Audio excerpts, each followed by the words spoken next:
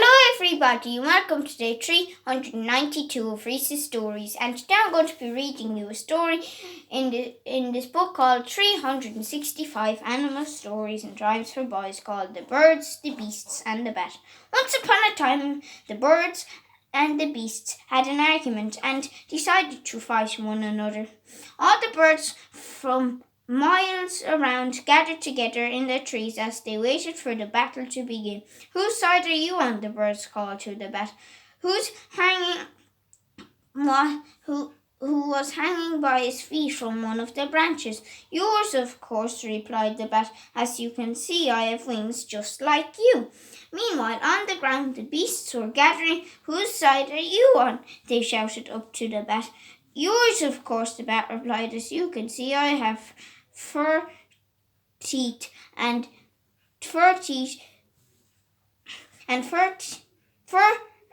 teeth just like you." The fierce battle began, and at first the birds were winning.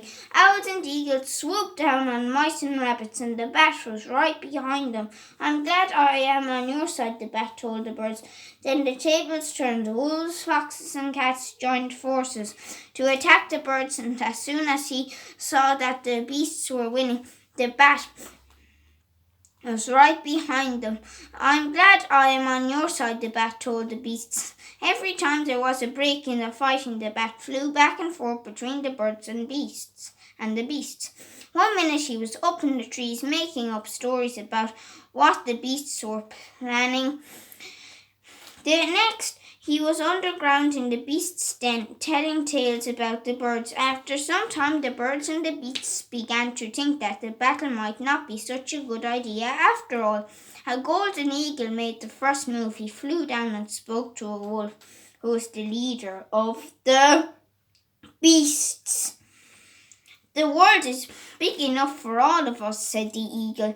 "There is no reason why we shouldn't all live happily side by side. Let us live in peace," agreed the wolf. The birds and the beasts were pleased that the fighting was over and began to celebrate.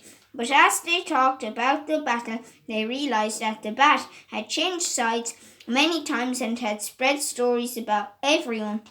Angrily, they turned on the bat, who quickly flew away, and ever since the bat has hidden away in dark towers and desert buildings during daylight, only daring to come out at night.